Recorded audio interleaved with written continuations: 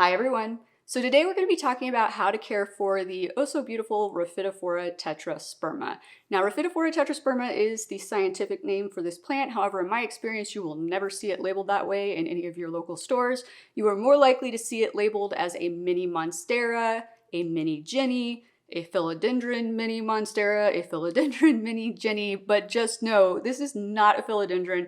This is not a Monstera, it is technically a Rhaphidophora. Now, part of the reason it has that nickname of being a Mini Monstera is because it does have some similarities in terms of how it looks to a Monstera deliciosa. It has similar shaped leaves, it gets fenestrations, but in general the leaves are going to stay quite a bit smaller compared to your Monstera deliciosa as the plant matures. Now, these plants are native to southern Thailand and Malaysia. They're used to a very tropical environment. But to be honest with you guys, the care for these plants is really quite similar to care for Monstera deliciosa, with one small difference, and that one small difference is due to the fact that the roots on a Rhaphidophora tetrasperma typically are not quite as robust and large as they are on a Monstera deliciosa. Now, they are still fairly robust compared to some other plants, but because they are not quite as robust, I find that I have to be a little bit more careful with the watering, and I will touch more on that when we get to the watering section of this video. But let's talk a little bit about the growth pattern for this plant first. So a lot of people will refer to this as an epiphyte. It's not entirely wrong, but technically it's a hemiepiphyte. So is your Monstera deliciosa. And all that means is that these plants will root into the ground and then they will start to grow up the side of something such as a tree. A true epiphyte does not actually have any roots in the ground. They're strictly growing off the side of a tree. Think like bromeliads, staghorn ferns, things like that. They don't have roots going down the tree into the ground. They are literally just growing off of the side of a tree. So any plant that has roots in the ground, in addition to roots attaching to another structure, is considered a hemiepiphyte. Now, why is this important to know? Well, hemiepiphytes typically do not want to dry out quite as much for quite as long as true epiphytes do. And once again, when we get to the watering section, I will clarify more. But this is a vining plant. In my experience, they do work better as climbers. I did give mine a pull a while back. You can let them trail. I have actually seen pictures where people let them trail. It works for a while, but if those leaves start to size up at all, which they're more likely to size up if you give it a pull anyways versus if you let it trail, but if they start to size up at all, it can start to look a little bit odd. But in general, they're used to climbing in the wild and they will size up and perform better for you if you do give them something to climb. But let's talk about lighting next. So in my experience, this plant will tolerate a pretty broad range of light. I used to have it in a north-facing room pretty far back from the windows and it did okay. I do find that it grows way more quickly if you do get it into brighter light. It is currently living right next to a west-facing window that is slightly obscured by my house and probably about 4 or 5 feet back from some southern-facing windows as well. It's not currently getting direct light where I have it. If it does get direct light, sometimes it can be a problem. It can start to cause some lightening of the leaves, so the leaves might start to look a little bit less green. They might look a little bit pale to you. If they're getting extreme direct hot rays, you could start to see what will look like some burn marks on those leaves. So in general, if you want to put it in a bright place, just slowly acclimate it into that place. Look for any signs that it's not happy. If it's not happy, pull it back or try it somewhere else. But they do seem to do fairly well in low light situations. But still just be cautious with that. They do, in my experience, tend to be a little bit more sensitive to root rot, once again, because their roots are not quite as robust as the Monstera deliciosa. So if you do have them in a low light situation, you want to make sure that the soil isn't just sitting there wet too long because it's not enough light for the plant to use up water fast enough, because that's what typically will start to cause a problem that will lead to root rot if you have it in a low light situation. But let's talk about watering next, since I keep kind of touching on it already. So like I said, these plants are just slightly different, in my opinion and experience, than this guy for watering. And the reason being, like I said before, because the roots are not quite as robust. So you still want to let these plants dry all the way out in between waterings. However, whereas I can let this plant dry out completely, and then I can probably go 3, 4, maybe even 5 days past when it dried out before I start to see any kind of drooping or anything. And then I can water it and it will be fine because the roots are just so thick on this that it takes that much time for them to potentially dry up to the point of desiccation and not being able to be rehydrated. But because the roots on the Rhaphidophora Tetrasperma are so much less robust, I find that you really need to hit it with that watering can the day it dries out. You might be able to make it okay to the next day. I have not really experienced drooping personally on this plant. I feel like it takes a lot for the leaves to start to droop. Once again, they are kind of smaller than these, so I think it's maybe more obvious when the bigger leaves like this start to droop than on the smaller leaves. But I just check that soil. I have mine in a clear pot so I can see the substrate and see if it looks dry. If it's dry, I water it, and I try not to go too long past that point of where it completely dries up.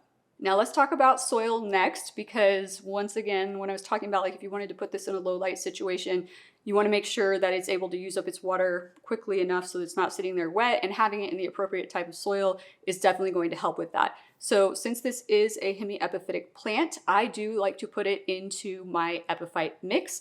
If you have not seen my video where I talk about my soil mixes and how they are made, I will link that in the description down below for you. But basically an epiphyte mix is going to be some kind of super chunky type mix that's not going to overly retain moisture, and it's going to allow a lot of good oxygenation for those roots, which is what they need and is very key and crucial to preventing root rot. Now, I do want to take a moment to talk about something very important that a lot of people don't talk about. So, when you acquire a Rhaphidophora Tetrasperma, if you are buying it from a store, first of all, odds are it is not going to be in the appropriate soil type. Sometimes that's okay, but in this situation, it's not okay, and it's not even that it's in the wrong soil type. That's the big problem. The big problem is that almost everybody I know who has bought one of these plants in recent years from a store has started to have problems with it if they don't repot it right away. And when they start to have problems with it, they go to repot it and they discover that there is a fabric plug around the roots. These plants are being mass produced now from tissue culture.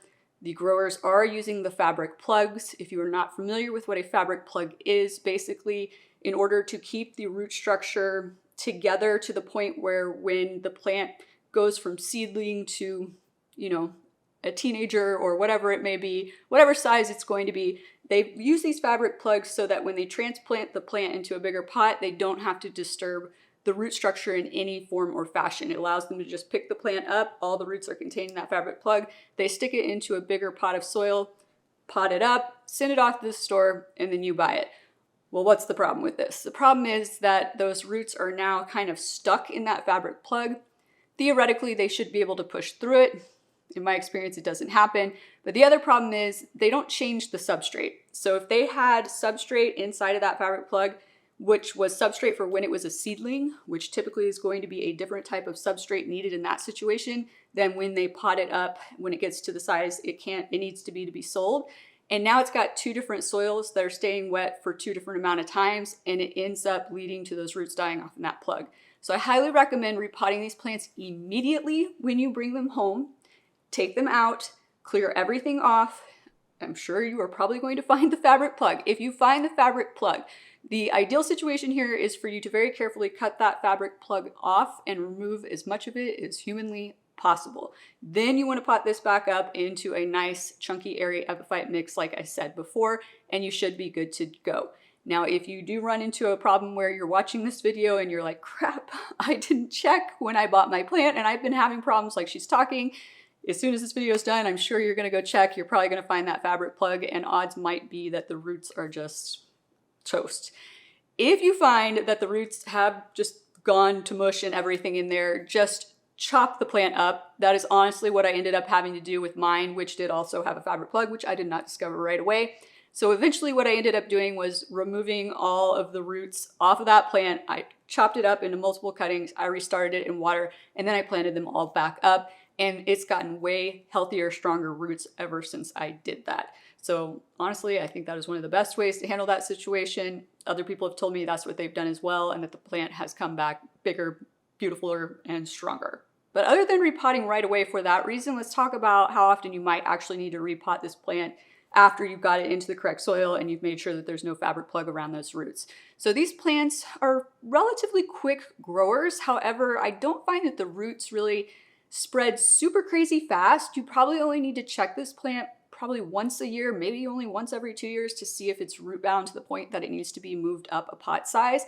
They really, really do like to be very, very root bound before you take them up. So definitely wait till it just looks really crowded in that pot. Once again, this is one of the reasons that I really advocate using clear containers for your plants so that you can keep an eye on the roots. But once it is severely root bound like that, you're just going to take it up one pot size only into the same mix preferably. And you don't really need to remove the old mix unless you have any reason to think that maybe there's pests being harbored in the soil or something like that.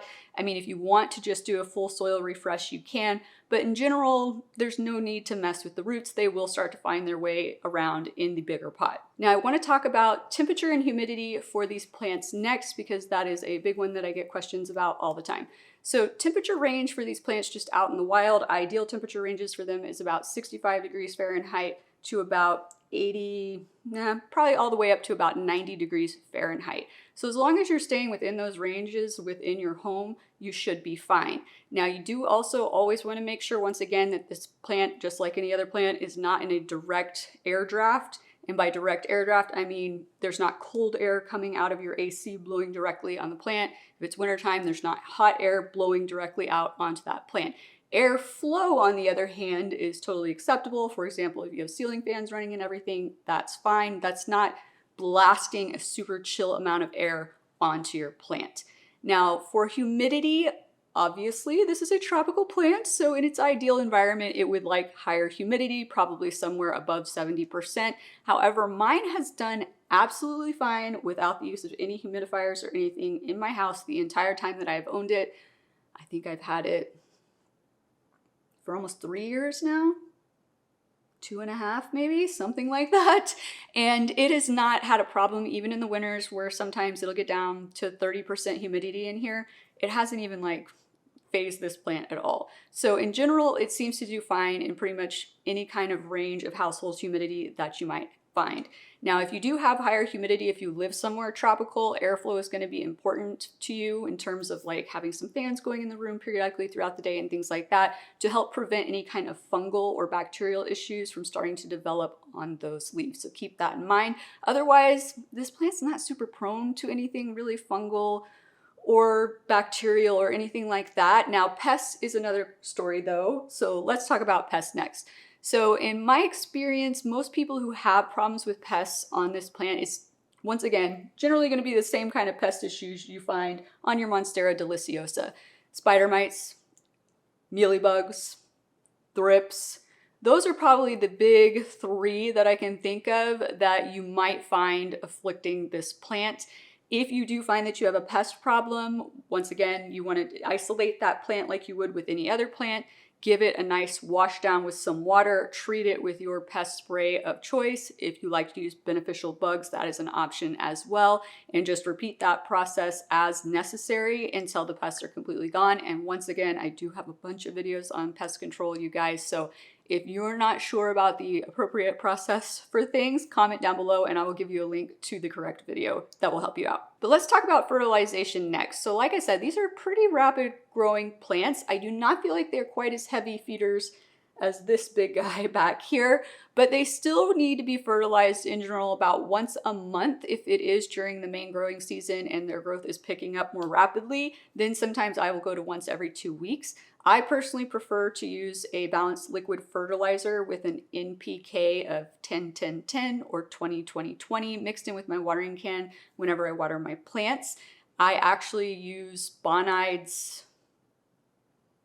I just blanked on what it's called. I will link it down below for you guys as well, but it is a 10-10-10 fertilizer. It has done fabulously for me. A lot of you have been asking what I've been feeding this plant that's made it get this big this fast. That's what that's been getting fed. So once again, once per month or twice per month, depending on the time of year and how much growth you're seeing. As long as your plant's growing, you guys, it needs food. If you see it slow down and stop growing in the winter where you live or something, then back that fertilization off till it starts to pick back up again. But if it is actively growing, you need to be actively fertilizing it. So let's talk about propagating this plant. Propagating this plant is really easy. You're just going to want to cut right below a node. You're then going to want to either pop that directly in water, which is what I personally do, or you could put it into sphagnum moss, perlite, directly into soil is an option as well. If you do go directly into soil though, you're going to want to go with a soil that actually retains a little bit more moisture than an epiphyte mix would, just for it to begin to root. Once it actually develops roots, then you would want to transfer it over to that chunkier airier soil.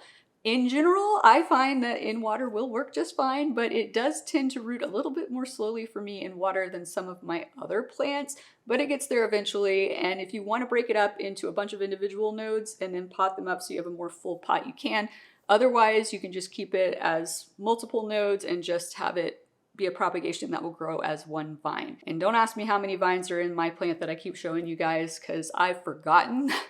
I will give it a count after this video and flash it up on screen for you. It is a crazy number, but I kind of like how it makes it fuller. And obviously only 2 of those vines have actually gotten really tall because they were all different sizes when I potted it up. But one day it's going to look like a very beautiful, very full Rhaphidophora Tetrasperma. And if anybody's wondering how many vines this is, I do know that off the top of my head. There are 9 in here. And we are probably going to have to bust this up in a video soon because it's getting a little bit out of hand. Oh, and before I forget, crucial step when propagating this plant. So this plant does have very thick vines compared to, for example, like a Philodendron micans, a Philodendron Brazil, Scindapsus exotica, plants like that that have relatively thin vines. It's pretty thick. It's not as thick as this, but it's pretty thick. So it's important after you take your cuttings to set them aside somewhere like on a dark counter in your kitchen or something and let them callus over until that end you cut is completely hardened off. Otherwise, you're opening yourself up to these cuttings potentially getting rot when you go to propagate them, and it doesn't matter which way you're propagating them. If you don't let that callus over, that's going to be an increased chance of that happening. So definitely don't forget that step when propagating. But the last thing I want to talk about with these plants is toxicity. Unfortunately, they are toxic. So if you do have children or pets, you're going to want to keep them out of reach of them. Now, I will say, because some of you have been here for a while will know, my new cat Theo did chew on my Rhaphidophora Tetrasperma. As you can see, there are chew marks here and on more than one leaf. It is the first plant that he decided he was going to chew on when I brought him home just to get my attention.